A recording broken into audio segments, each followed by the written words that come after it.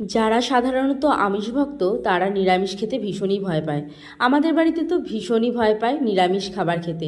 আর এই শ্রাবণ মাসে আমার চাপে পড়ে একটু নিরামিষ খেতে হচ্ছে। এমনিতে না হলে 12 মাস আমাদের বাড়িতে শুধু শনিবারটাই নিরামিষ পালন করা হয়। অথচ দেখো নিরামিষ দিনে কিন্তু রান্নার কোনো জিনিসের অভাব নেই, অনেক কিছুই কিন্তু রান্না করা যায়। আসল কথা হচ্ছে কি, এরা আমাদের বাড়ির লোকেরা আর কি সবজি খেতে একদমই পছন্দ করে না। তবু এখন নিজে হাতে বাজারটা করতে হয়, তাই সবজি খায় চাপে পড়েই বলতে গেলে।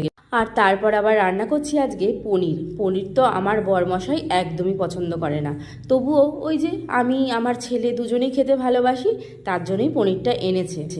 তবে জানি না আজ সে কতটুকু মন ভরে খাবে। হয়তো শুধু আলু আর ঝোল দিয়েই ভাত খাবে, পনির একদমই খাবে না। আসল কথা, সবসময় পুরুষ মানুষদের কথাও ভেবে আমাদের নিজেদের কথাও আমরা ভুলে যাই।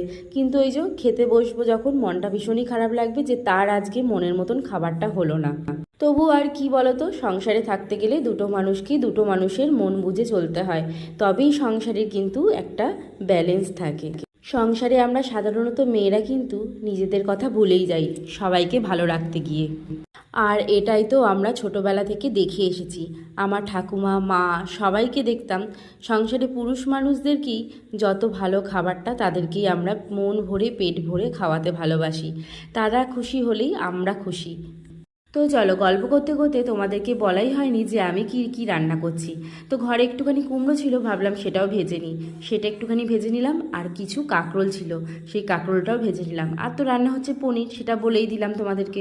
আর আজ হলো গিয়ে রবিবার, কাল যেহেতু শ্রাবণ মাসে তৃতীয় সোমবার, আর আমি সেই কারণেই আগের দিনটা নিরামিষ খাই। আমি যদিও বলেছিলাম যে আমি রান্না করে দেবো তোমাদেরকে মাছ টাছ, আমি নিরামিষ খাবো, তোমরা খেয়েওখানি মাছ। কিন্তু আমার বড়মশাই ভাবলো যে আমি রান্না করব আর ওরা আমিষ খাবে আর আমি নিরামিষ খাবো, সেই কারণেই এইসব রান্না বান্না হলো। তো চলো, আমার তাহলে রান্না কমপ্লিট। আজকের লাঞ্চ মেনু আমার কেমন লাগলো তোমাদের অবশ্যই জানিও কমেন্টে।